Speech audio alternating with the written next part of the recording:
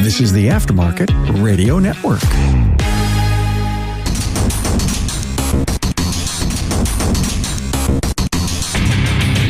Welcome everyone to yet another episode of Diagnosing the Aftermarket A to Z. I'm Matt Fanslow, and you might as well like yourself. Just think of all the time you're going to have to spend with you. Well, if you don't think much of yourself, how can others? That and more after a word from our sponsor, NAPA Autotech Training. NAPA Autotech's team of ASE Master Certified instructors are conducting over 1,200 classes covering 28 automotive topics. To see a selection, go to napaautotech.com for more details. I kind of have a story. I'm going to start off really not overly automotive related, but I think we end up talking very much about the culture of our profession and honestly our society, right? Just kind of reflections. This is a week or two ago. I'm at a grocery store just to pick up a few things. I don't really often feel like being violent with people. Even jokingly, I don't think I do so much. But seriously, I don't ever feel strongly about chasing somebody down and threatening them. But I did a couple weeks ago. I was at the grocery store, and usually I don't pay attention to anybody, but I was following this a mom, and her two kids. And the oldest couldn't have been 6. The other one maybe 4-ish. Both could walk, both could talk. She must have just received them or gotten them back from their father. And I don't know the actual arrangements, but this is kind of what I'm inferring, that there's 2 households and she has just gotten them back from their dads. She's talking to the kids. Honestly, if you've listened to some of the podcasts or presenters or interviews that I've suggested over the last year or so, this will seem almost scripted. And that's why it really caught my attention. And then really, really started to annoy me, and then anger. I was angry. If I think about it, I get angry. But she's talking to her kids, and what did you guys do? Oh, we were playing outside. We went to the park. We went on the swing and the slide, and they seemed pretty chipper and happy about it. And I kid you not, she's like, really? You went to the park on that day? It was so cold out. Did you have snow pants on? Did you have your snowsuits on? Did you have your coats, your hats, your mittens? Weren't your mittens wet? Did you get cold? And it wasn't out of curiosity and wonder, kind of teasing them. This was, whether she really knew it or not, was very nefarious in nature. I don't know. I kind of hope you can pick up the frustration in my tone with this, because she was not asking to just razz them a little bit. She's doing something called negative gatekeeping. I don't know if she was doing this on purpose, but what it is essentially greatly devaluing or undermining somebody without directly saying something bad. So it starts out with playing at the park on a Minnesota winter day. And it was cold. It wasn't that cold. It wasn't as cold as this week. This week we're in 0, just above 0, just below 0, single digits consistently. It wasn't that way a couple weeks ago. I'm not saying it was balmy out. It was probably below freezing, but we weren't in the teens. After a week like this week, if we hit the 20s and you drive by some elementary schools and they're outside playing, I kid you not, it'll be 20 something out and the kids will be outside playing with their coats and hats off, because it'll just feel so warm compared to the single digits, 0 degree days. And so they're out, she's talking to them about playing at the park. What did you guys have for lunch? And sure enough, McDonald's. Oh God, we had McDonald's. I had Happy Meals, and I am not advocating for frickin' McDonald's. All right. I don't know if there's anything on the menu short of water and coffee that you could consume that's remotely healthy for you. Maybe some of the burgers without any of the buns. I don't know. But evidently they got a day or two with their dad and they got to go to McDonald's and they're pretty pumped about it. And even if she had a big issue with it, why bring it up around the kids? Just take Emma aside and say, hey, you know what? I know they love McDonald's. And I'm happy that you took them somewhere that they want to go so badly. But, I don't want them really eating that junk. And you can probably come to some sort of a compromise, or maybe he just gets to take him to McDonald's because he only sees them once in a while. I don't know the specifics of their situation, but I do know what she was doing, and I didn't like it. And so they're talking about McDonald's and their Happy Meal, and the burger was so good, and they had chocolate milk, and so Dad's spoiling him.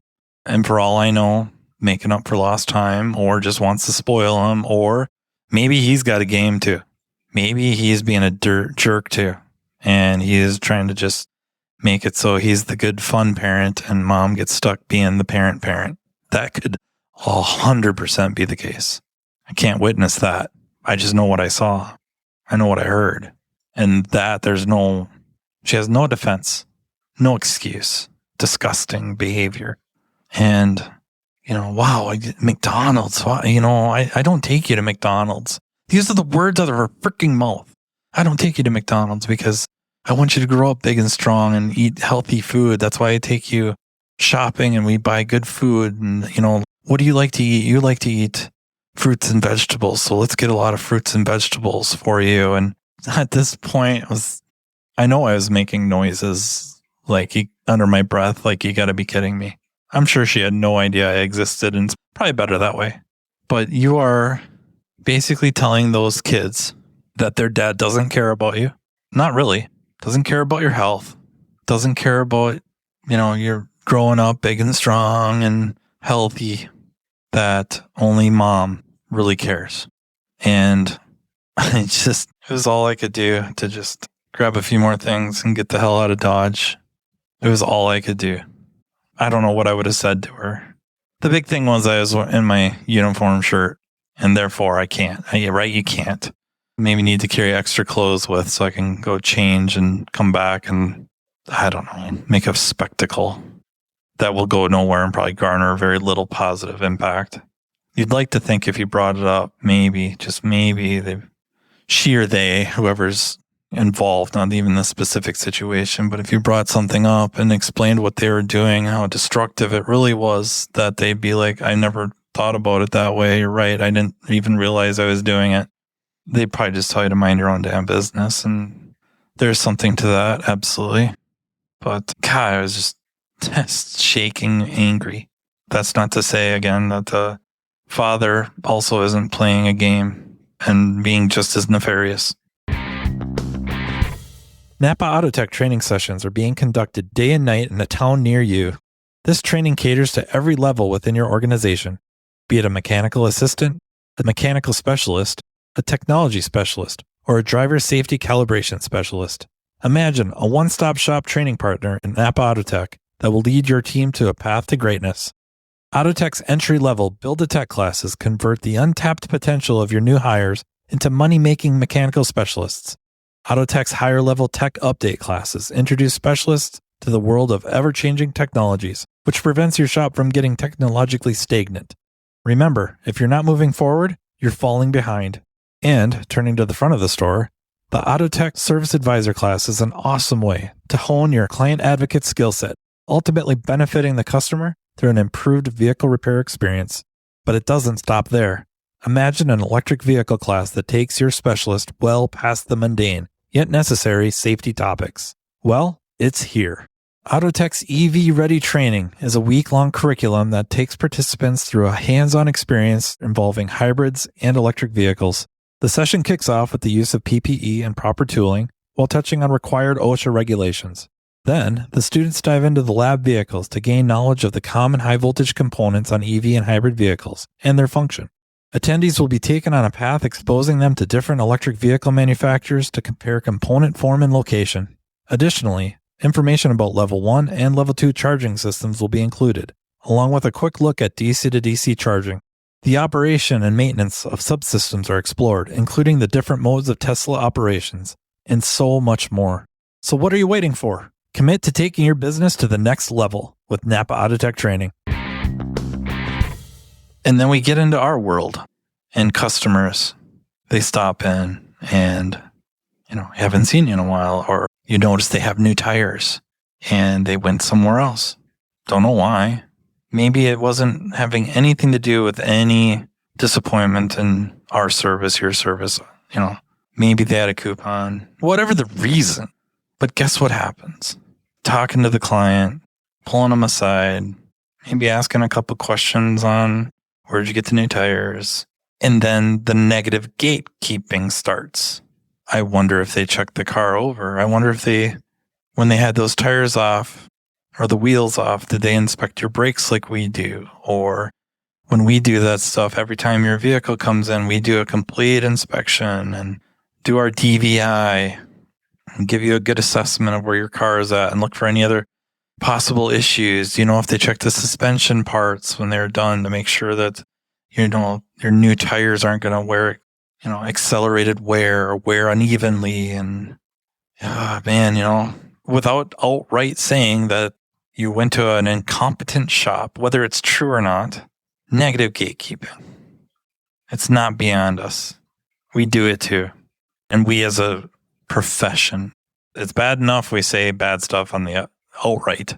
I don't know that it's so much better to really undermine, devalue somebody else without outright saying it. Just these little underhanded things, these double meaning, condescension, veiled, a little bit of veiled condescension that they don't take care of you like we do. They don't got your back like we do. It could be true. It could be true. I'm not sure that's how you win customers. Not over the long term. I'm not sure that's how you win them back or keep them long term. In fact, I'm not so sure. I am sure that is not the long term play. It will blow up. They'll sniff it out and they will not like how you made them feel for going and trying to save some money or have a new experience, try something else. It's so much better if you're supportive. They look really nice. Those tires look great.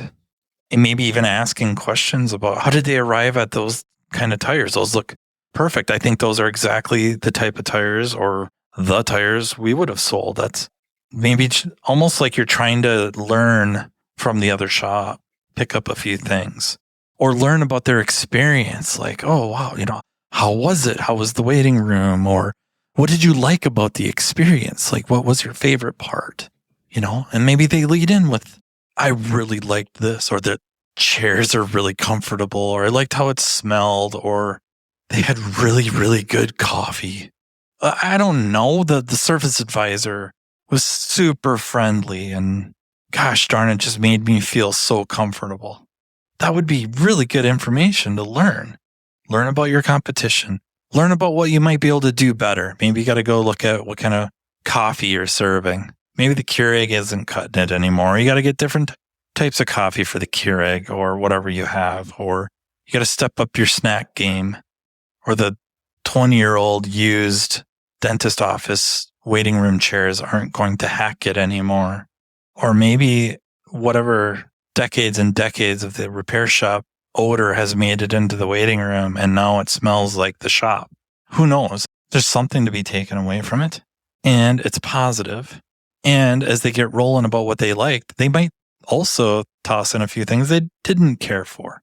Now, without your provocation, they elect to inform you they felt pressured, that they kind of went in and were thinking only 2 tires, but felt like they were really pressured into 4. And you could come back with, I'm sorry you felt pressured, but I have to concur with them. 4 tires is the right move. And I just feel like you could be building them up a little bit. Maybe not. You're just not tearing them down, but you're a positive experience for them. You're creating this positive rapport with them about a different experience or an experience elsewhere that you're taking an active interest in wholesomely, while also maybe looking to further improve your services or service experience based off of their experience elsewhere. And now, because they feel so comfortable conversing with you about an experience that they had elsewhere, they're probably more prone to come back to your shop for everything else. They're just not going to go anywhere else. Because they could sit there and talk to you for 15 minutes, 10 minutes, 20 minutes, wherever it is, at your shop, out and about. They'll remember that. They will remember how you made them feel 100%. And you're above this criticism. Because for all you know, at this other shop, where do you normally go? This is your first time here, or we haven't seen you for years. Where have you been? Oh, I've been going to shop A. Oh, wow. And then they do the negative gatekeeping. You're just stacking odds in your favor.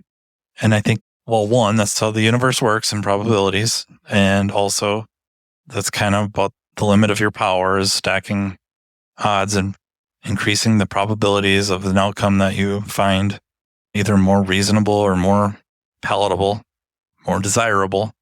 And you don't fall into this trap of not only devaluing somebody else, but bringing yourself along with them. You think you're propping yourself up, but you're not. It doesn't work. So yeah, let's, I don't know. I guess if you get bored sometime, just sit back and listen, especially when there's like a level of competition involved, whatever that is, between individuals. In the case of parenting, if it's a broken home, if you will, or mom and dad are no longer in the same household, finding themselves competing for the kids' affections, which is its own subject and problem, or professionals competing for business or friendly competition. Be just interested to hear what you hear. What do you notice? Especially when you really just sit back and listen and don't interject and try to listen. Don't take creative leaps. If you try not to, but listen to what's really being said. And it might blow your mind. It'll blow your mind what people are capable of saying when they're trying to play a game and win the game and don't know they're in a game and don't understand the game. Maybe even more importantly, are not considering long-term repercussions to what they're saying or how they're saying it. So yeah, if you would like to report in, I'd love to hear it. You could email me at mattfanslowpodcast@gmail.com. And I'd like to really thank you guys for listening. Thank you for another great year. Looking forward to this next year. Yeah, I love hearing from you guys. And I would also like to take a sec to thank our sponsor, NAPA Autotech Training. And also thanks to the Aftermarket Radio Network. And until next time, take care. You've been listening to Matt Fanslow, diagnosing the aftermarket A to Z on the Aftermarket Radio Network. Follow Matt on your favorite listening app. He's very interested in what you have to say. Let him know what you'd like him to cover and come on the show. Matt is all for advancing the aftermarket. Find Matt Fanslow on social media and connect or on aftermarketradionetwork.com.